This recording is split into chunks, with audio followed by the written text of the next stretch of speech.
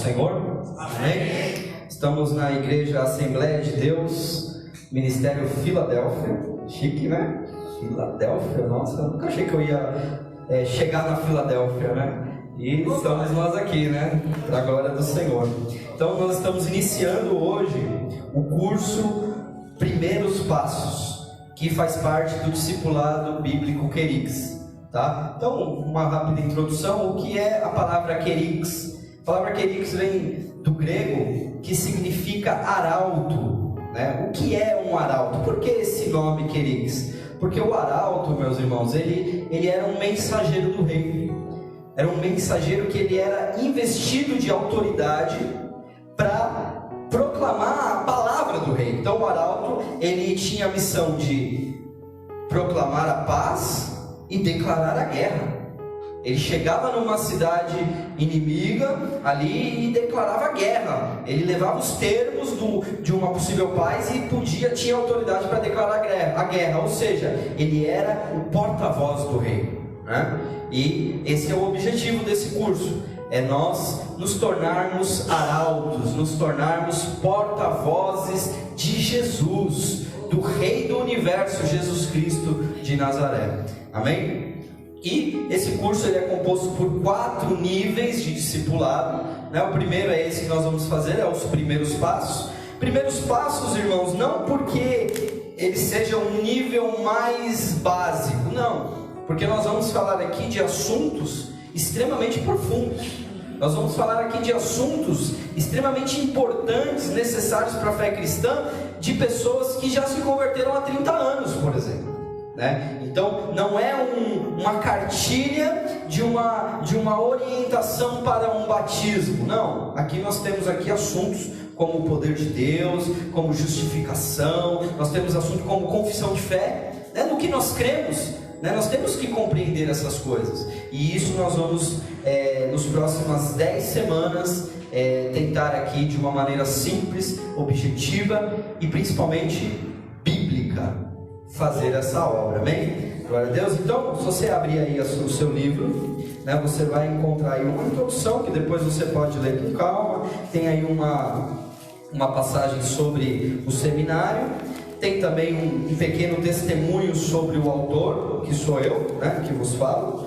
Aí ele fala alguma coisa sobre o meu testemunho de conversão. Então, se você tiver curiosidade de saber como eu me converti, né? Temos aqui alguns familiares, né? Talvez nem saiba como que eu me converti.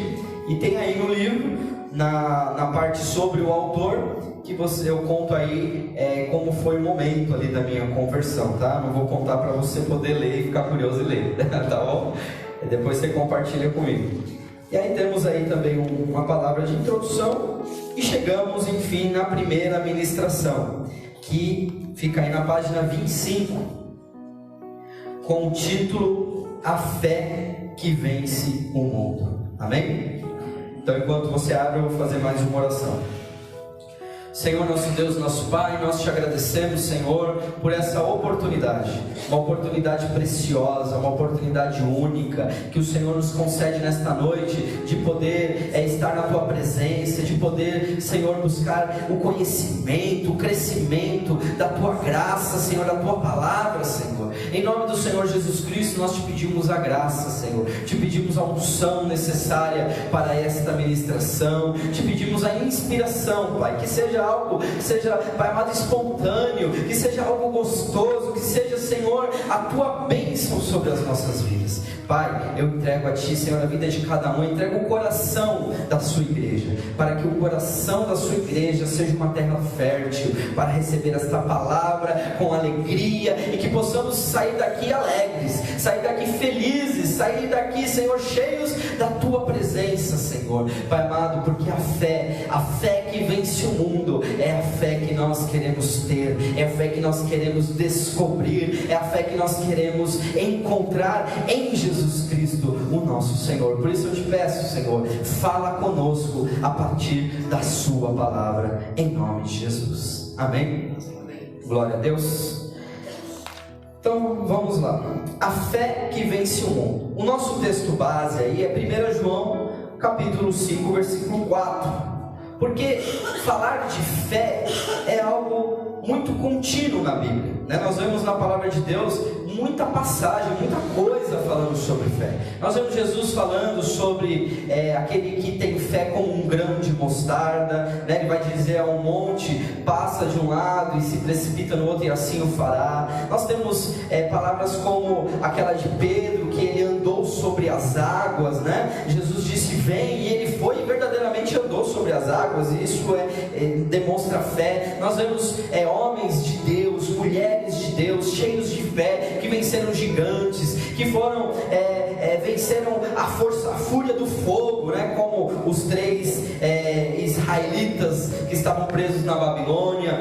Nós temos aí homens como Daniel, que mesmo tendo sendo condenado aí para a cova dos leões, pela fé, diz lá em Hebreus capítulo 11, eles fecharam a boca dos leões. Então nós temos até a galeria do Heróis da Fé lá em Hebreus capítulo 11, que relata ali muitos homens e mulheres de fé. Mas quando nós falamos de fé, isso acaba misturando um pouco com questões básicas da vida, né? Porque se você para pensar no dia a dia, lá na empresa, no trabalho, quando chega a notícia do bolão da Mega Sena, que acumulou 144 milhões de reais, todo mundo quer fazer uma fezinha, irmãos.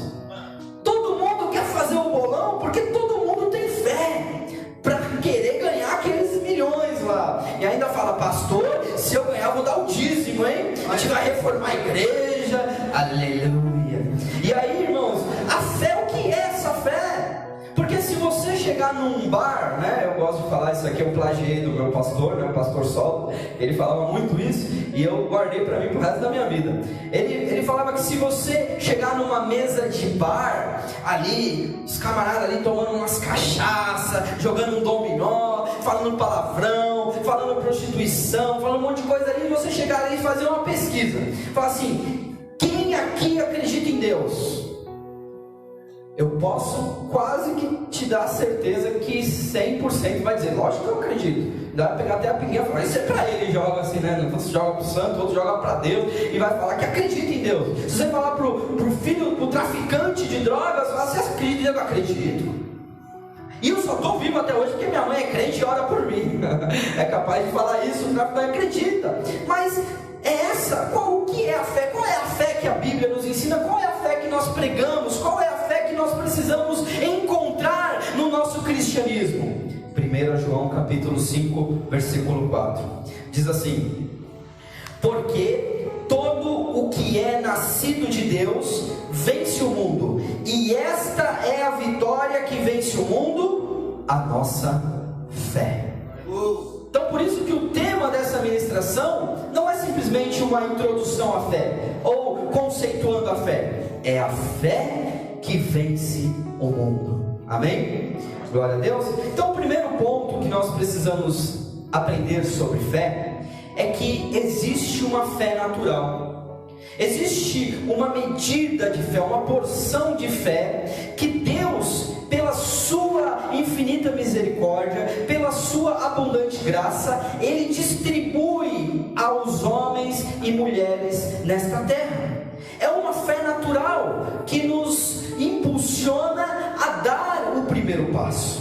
Então a fé que Deus distribui, em Salmos capítulo 19, versículo 1 e 2, 1, 2 e 3, você vai encontrar aí na sua Bíblia, no seu livro, diz assim, Salmo 19, 1, os céus declaram a glória de Deus, e o firmamento anuncia a obra das suas mãos. Um dia faz declaração a outro dia, e uma noite mostra sabedoria a outra noite. Não há linguagem nem fala onde não se ouça a sua voz.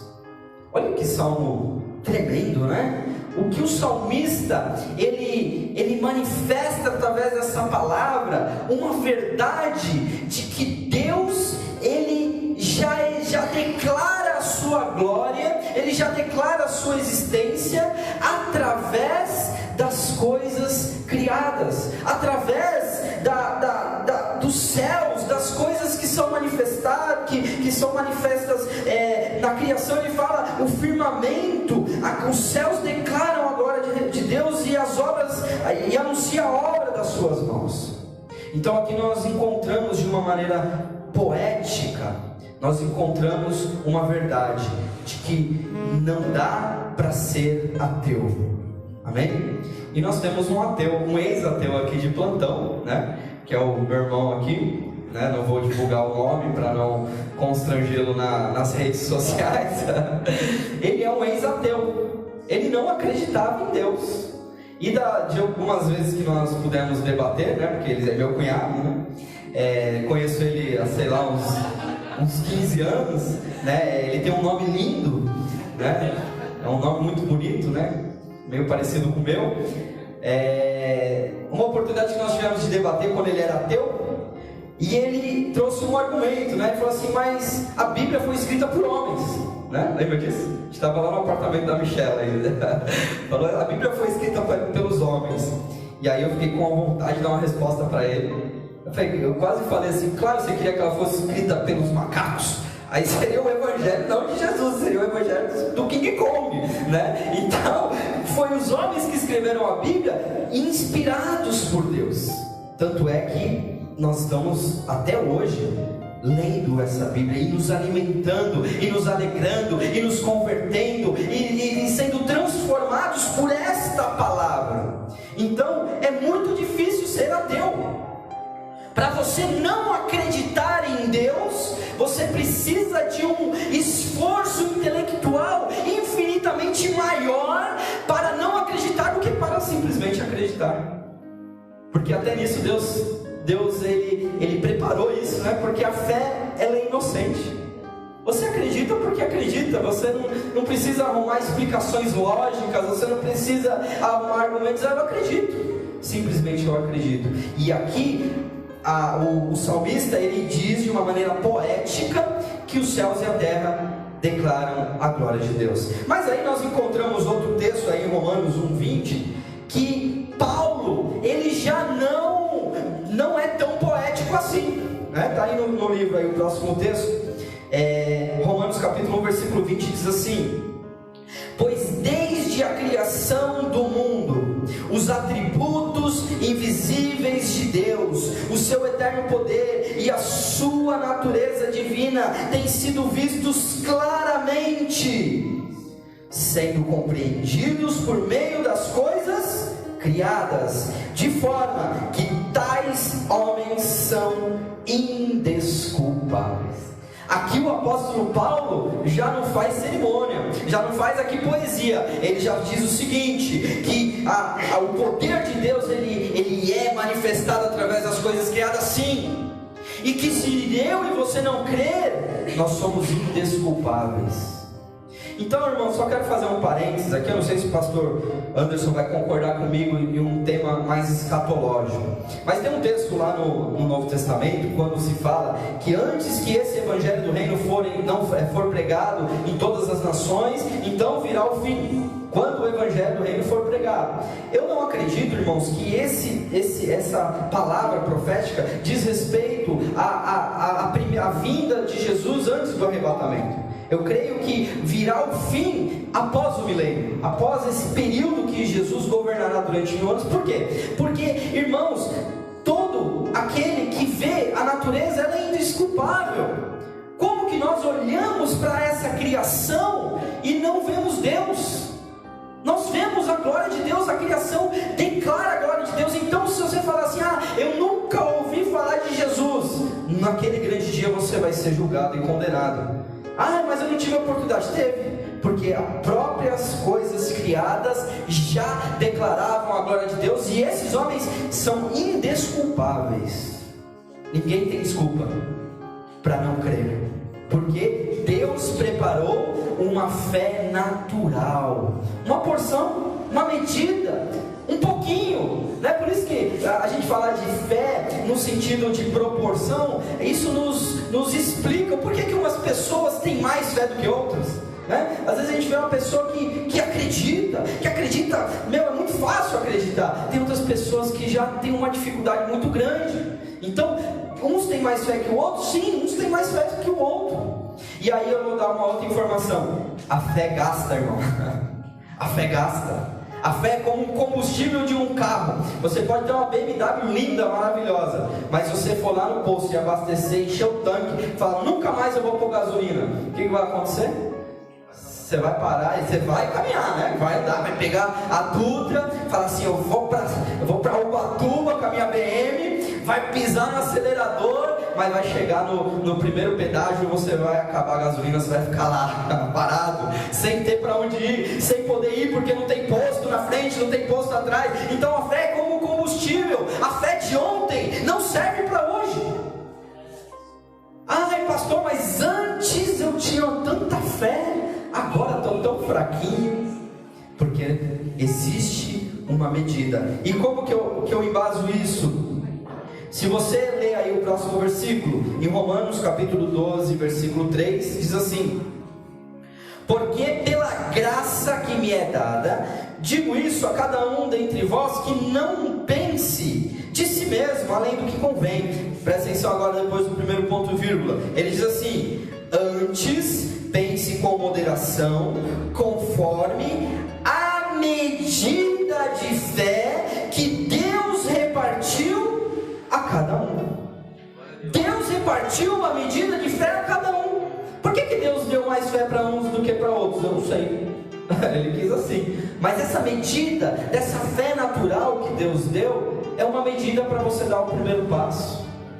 Porque a fé, a Bíblia diz que vem por ouvir, e ouvir a palavra de Deus. Então hoje você vai sair daqui com mais fé, porque nós estamos falando sobre fé. Você está ouvindo a palavra de Deus que fala sobre fé, você vai sair daqui com mais fé. A fé cresce, a fé diminui. Por isso que nós precisamos continuamente exercitar as coisas espirituais, exercitar a palavra, exercitar a oração, exercitar o louvor, o culto, a adoração, porque tudo isso aumenta a nossa fé.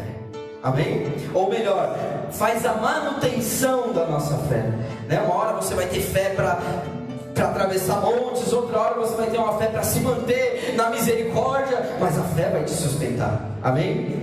Glória a Deus. Então, o primeiro ponto, que fé, ela existe essa medida, uma medida de fé natural que Deus repartiu para cada um dar o primeiro passo.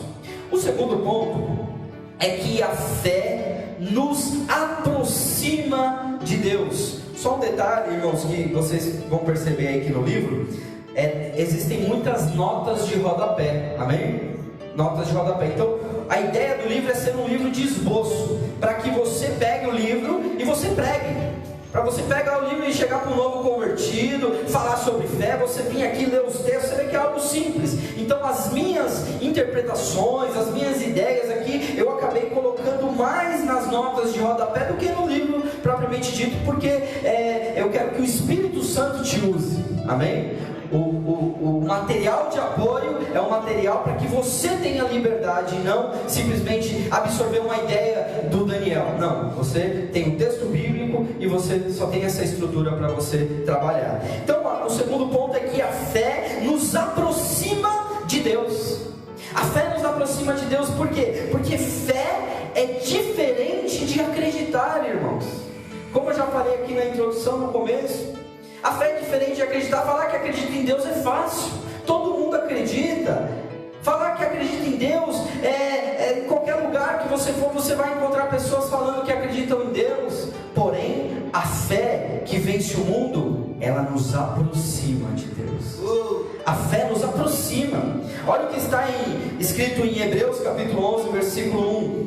Ele diz assim: ora, a fé é a certeza daquilo que esperamos e a prova das coisas que não vemos. Esse é o conceito, é a parte mais didática sobre a fé. O que é a fé? Como que funciona a fé? Aqui o autor aos Hebreus explica.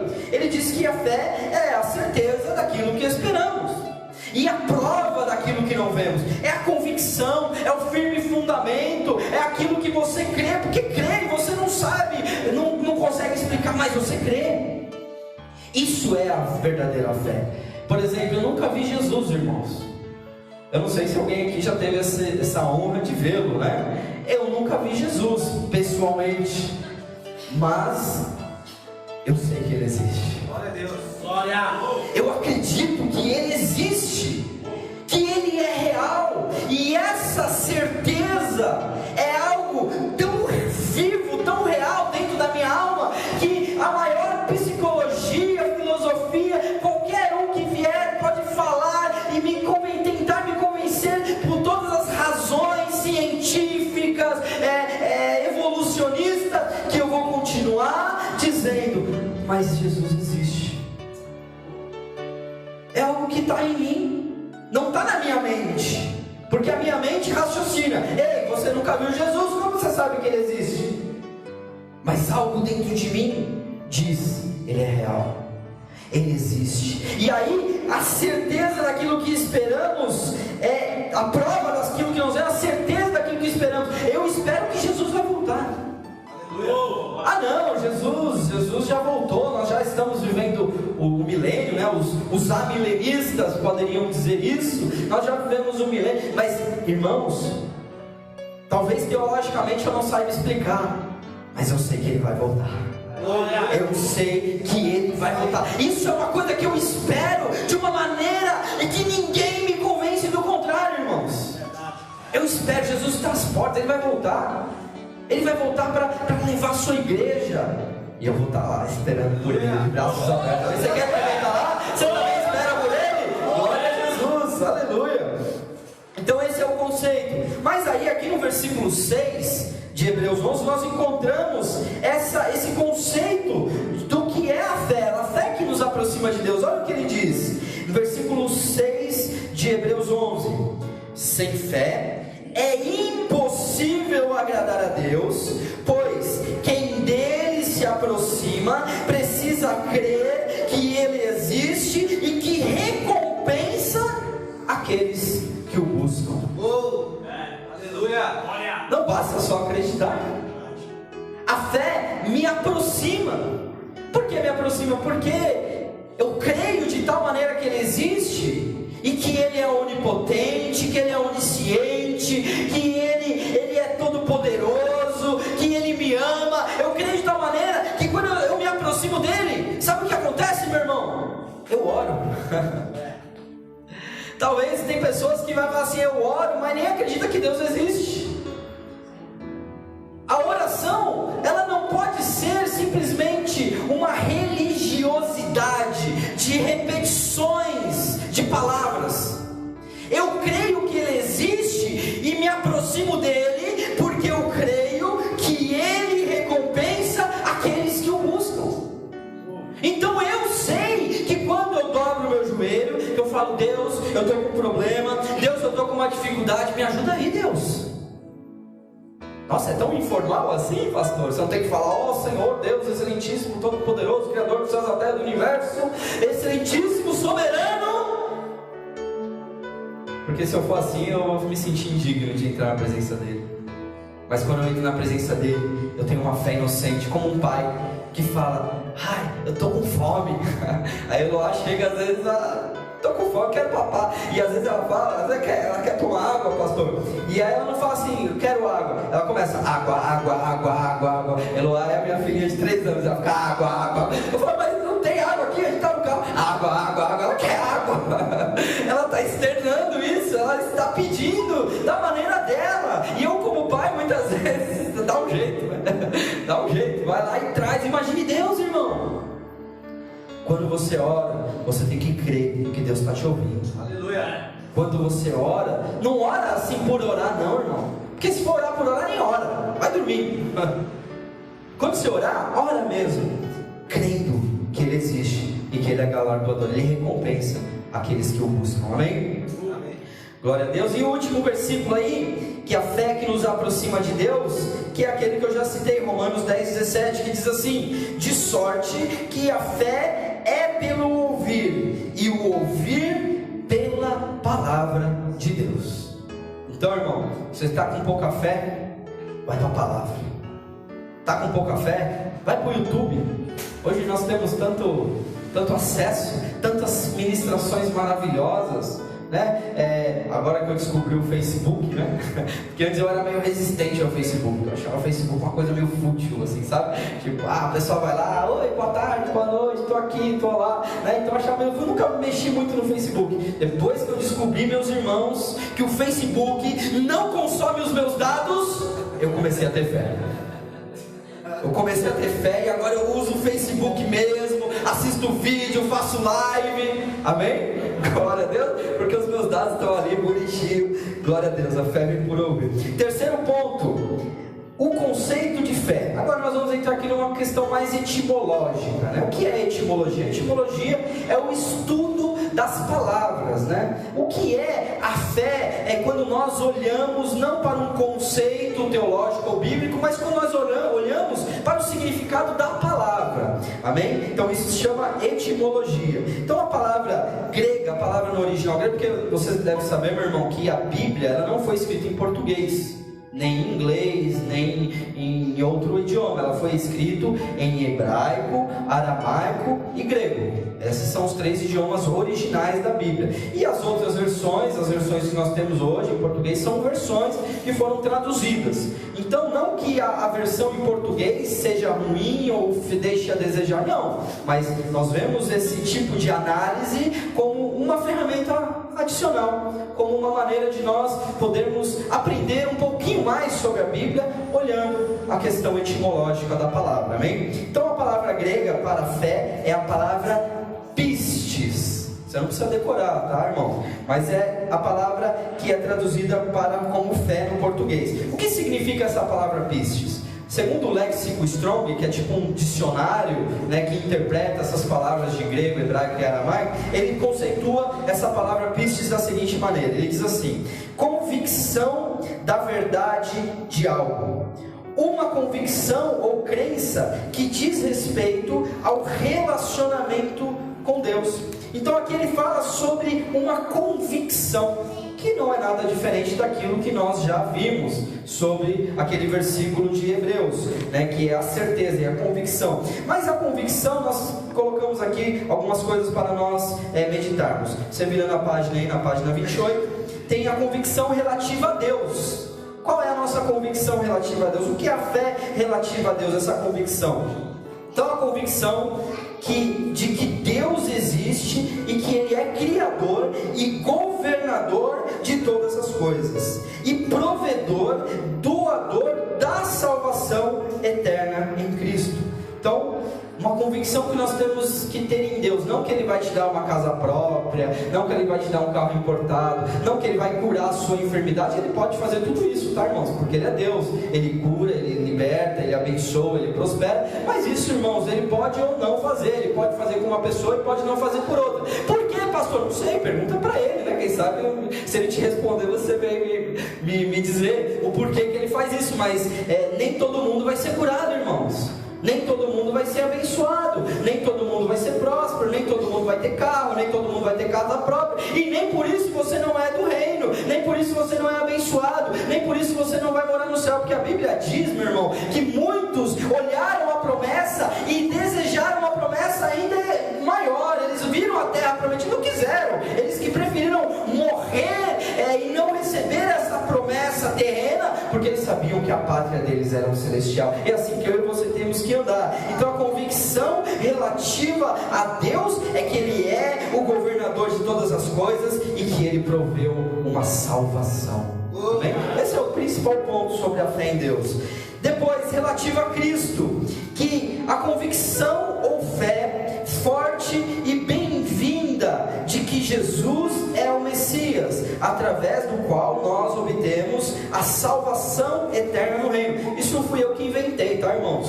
Eu estou mencionando aqui, citando o léxico Strong. Então se você falar, mas o que é isso, onde eu acho? Nós temos um site, tá, irmãos, que chama querix1.webnode.com, que lá você tem mais de 500 títulos de e-books lá disponíveis gratuitamente, inclusive o léxico Strong. Então depois eu passo lá no grupo o link para vocês acessarem.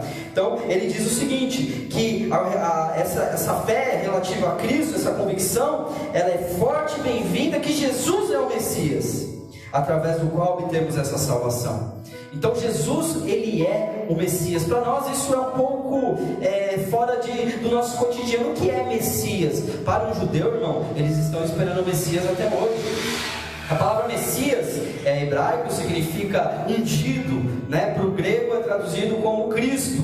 Então o Cristo é o Messias, é o ungido, é o separado, é o escolhido para a salvação. Então Deus, ele é o provedor da salvação e enviou seu Filho. O seu Filho, ele é o executor, ele é o Cristo, ele é o Messias.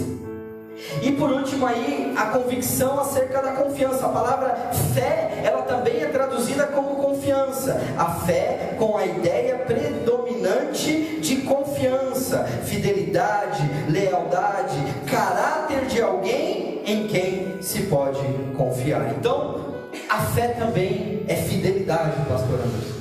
A fé significa fidelidade.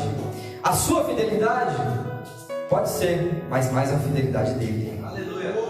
A sua fé e a minha fé tem que ser uma convicção de que Deus, ele é digno de confiança. É a confiança de alguém em quem se pode confiar. Irmãos, eu não tenho medo da morte. Eu sei que quando os meus olhos se fecharem nessa terra, Ele vai estar de braços abertos para me receber. Sabe o que eu vou fazer para esse mundo? Tchau, tchau. Eu vou lá que nem Paulo, né? Paulo disse, olha, porque para mim viver é Cristo, e morrer para mim é lucro, morrer para mim é ganho, e eu prefiro morrer. É melhor que eu parta dessa vida, para que eu esteja para sempre com Cristo. Mas por causa de vocês, é melhor que eu esteja aqui ainda por mais um pouco de tempo. Então o crente não tem que ter medo da morte, porque você tem que ter a convicção de que Ele é digno de confiança. Se Ele prometeu que você, crendo em Jesus, você será salvo, então creia, irmão, porque Ele disse a verdade. Amém? Então vamos lá, o quarto e penúltimo ponto aí. A fé não é passiva. A fé não é passiva. Isso daqui é muito interessante, porque quando às vezes nós falamos de fé, nós temos uma tendência a cruzar os braços, né? Eu creio, estou esperando, né? E eu tenho um exemplo assim bem passado, irmão, que eu preciso de inspiração para poder dar um exemplo melhor, mas não tenho como fugir desse exemplo, né? O Eric está desempregado, pastor, bispão, né? Porque o bispo ele tem uma certa intimidade assim, um pouco maior. Chega, bispão, preciso de um trampo, bispão, me ajuda aí, ora por mim. E aí o bispão olha para ele e fala, irmão, estou inspirado hoje, vamos orar. E ele ora, ele soa, ele grita, Deus, abre a porta de emprego para o meu irmão, ele é dizimista fiel, e ora, e ora, e ora, e chora, e jejum e tal. Aí o Eric sai, né? Agora já era, depois dessa oração, o telefone vai tocar quando pisar na calçada. Aí no dia seguinte, o irmão bonitão acorda 7, não é 7 da manhã, né? 7 para meio-dia. Aí ele toma um café gostoso, né? Acabou de acordar, não vai almoçar sem antes tomar café, né? Toma um café gostoso. Aí vai assistir o Globo Esporte, porque o Coringão jogou, né? Aí fica lá assistindo o Globo Esporte. Irmão, o telefone tocou. Irmão, a fé ela não pode ser passiva. Porque a fé, se ela for passiva, ela não é fé, você só está convencido. Porque a verdadeira fé, sabe o que vai acontecer no coração do Eric? O Eric vai acordar às 6 horas da manhã e falar assim, depois daquela oração, qualquer empresa que eu chegar, Deus vai abrir a porta, porque eu tomei posse da minha bênção. Eu creio que Deus é meu, Ele é digno de confiança. Não é pela minha capacidade, mas é porque eu coloquei na presença de Deus. Isso é fé. A fé não é passiva, ela não pode ser passiva. Olha o que diz em Tiago, você conhece esse texto, Tiago 2,17, diz assim, assim também a fé, se não tiver obras, é morta em si mesma. Aqui eu só quero abrir um parênteses, irmãos, porque existem alguns pregadores que, como Martinho Lutero, um dos reformadores da igreja, Martinho Lutero dizia que a carta de Tiago era carta de palha. A Amém? Se você encontrar nos escritos de Martinho Lutero, você vai encontrar que ele dizia que Tiago era carta de palha e ele não reconhecia como uma carta canônica, como um livro inspirado por Deus. Por quê? Porque quando você lê uma coisa dessa, a fé sem obras é morta, aí você para e pensa, puxa, mas Paulo, ele não diz nos seus escritos que a fé, a salvação é sem as obras. Ele não fala tanto sobre crer somente em Jesus Cristo e as obras nada vale, né? As obras não que nada vale, mas não vale para você ser salvo. Então por isso existe essa confusão. Meu irmão, eu quero dizer aqui e ser aqui um advogado do Tiago, tá? Não que ele precise de advogado, mas irmãos, aqui Tiago não está falando de salvação, irmãos.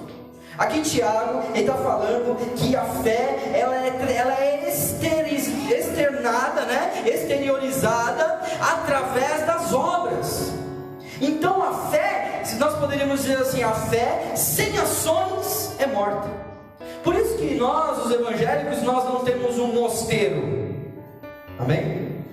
Nós não vamos lá para o mosteiro e ficamos lá, né, orando, né, meditando, estudando. Não, nós somos crentes que vai para a rua. A gente está no meio do trabalho falando de Jesus, a gente está na escola, a gente está na rua, no dia a dia no mundo, porque nós não somos desse mundo, mas nós estamos nele ainda. Deus não nos tirou desse mundo. Então a nossa fé, ela precisa ser acompanhada de ações. A fé não é passiva, meu irmão. Não adianta você vir aqui na igreja, ouvir uma palavra abençoada, sabe, e sair lá fora e não compartilhar com ninguém. Não adianta você ficar aqui, né, com uma ovelha gorda, né? Não estou aqui, né, jogando uma indireta para ninguém, mas é uma igreja gorda que só se alimenta, né, só come. Não, vem cá, eu gosto de igreja que tem palavra. Tá, mas e o que você faz com essa palavra que você recebe? Né? Então a fé ela não pode ser passiva. E aí Tiago ainda complementa no versículo 2, no versículo 26 do capítulo 2, ele diz assim: porque assim como o corpo sem o espírito está morto, assim também a fé sem obras é morta. Então, irmãos, as nossas obras, elas precisam acompanhar as nossas ações, a nossa fé. A nossa fé, ela impulsiona. Nós vamos ver na próxima ministração, quando nós falarmos de salvação, né, que lá em Efésios capítulo 2, ele fala sobre um caminho de boas obras. Então, eu não sou salvo pelas obras, eu não sou salvo pelas boas obras, mas eu faço boas obras porque sou salvo. Então ali ele fala, pela graça sois salvos mediante a fé. Isso não vem de vós, é um dom de Deus, não vem das obras para que ninguém se glorie, porque somos feituras suas, criados em Cristo Jesus para as boas obras, um caminho de boas obras pelo qual Deus preparou para que andássemos nela. Então você é salvo, você começa a fazer o bem, você começa a fazer boas obras, e as pessoas começam a ouvir a fé em você. Amém? Glória a Deus. E para fechar aí essa parte da fé passiva, em Atos 16:5 ele diz assim: de sorte que as igrejas eram confirmadas na fé, e cada dia cresciam em número. Então aqui o escritor de Atos, aqui Lucas, ele diz que as igrejas eram confirmadas na fé. E qual era a consequência dessa fé? O crescimento. Aí ela crescia em número. Então não adianta a gente achar, é claro, irmãos, hoje existe uma polarização muito grande de igreja. Só que na nossa frente nós temos 3 igrejas. Tem uma aqui, uma na frente e outra do lado. Então são 3 igrejas. Se a gente for na avenida, vai ter mais outra. Então existe uma polarização muito grande de igrejas, e isso acaba reduzindo um pouco a fidelidade ministerial dos irmãos. E aí acaba, sabe, vou numa igreja aqui, vou numa igreja ali, e você começa a ir em várias igrejas, porque você, sabe, está livre, tem igreja para todo lado. Isso de certa maneira é bom, mas também é ruim. Porque na época da igreja primitiva não tinha isso, era uma única igreja. A igreja se reunia na casa do José, a igreja se reunia na casa do André, se reunia na casa do Pedro, era assim, a igreja era uma, e a igreja crescia. Amém, irmãos? Hoje nós temos diferenças doutrinárias, isso é louvável eu estar aqui hoje, porque eu não sou dessa igreja, mas eu estou aqui para pregar a palavra de Deus. não estou aqui para falar de um jeito, de uma doutrina, de uma metodologia, não. Eu estou dizendo aqui que a igreja cresce quando você tem fé, irmão. Porque quando você tem fé, a sua fé não é passiva. Você vai evangelizar o perdido. Você vai falar de Jesus para o macumbeiro. Você vai falar de Jesus para o bêbado, para a prostituta. Você vai atrás do perdido, atrás do crente da igreja do lado, não. Amém? A fé, ela nos impulsiona. A igreja crê e ela faz a obra. Amém? E o último ponto aí da nossa ministração, já chegando ao fim, a fé, ela deve ser imitada. Isso aqui é interessante. A fé, ela deve ser imitada. Em Hebreus 6:12 diz assim: para que, só antes de eu ler aqui o versículo, eu queria falar uma coisa. Às vezes, talvez você já deve ter falado isso, e eu também já falei, mas eu não falo mais, tá, irmãos? E você também, espero que não vai falar mais. Talvez você já deve ter dito assim: você não pode olhar para o homem, porque se você olhar para o homem, você cai, né? Não vou falar para você levantar a mão, levanta a mão não, tá? Você não pode olhar para o homem. Como assim? Como eu não posso olhar para o homem? Eu tenho que olhar para o homem, sim, porque o homem tem que ser um exemplo de fé. Eu preciso imitar a fé. Olha o que está escrito aqui, ó, em Hebreus 6:12, ele diz assim: para que vos não façais negligentes, mas sejais imitadores dos que pela fé e paciência herdam as promessas.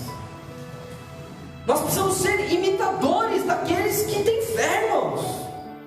Você tem que olhar aquela irmã lá do círculo de oração, que carrega a igreja nas costas, que ora, que busca. Você tem que falar: eu tenho fé que nem dessa irmã.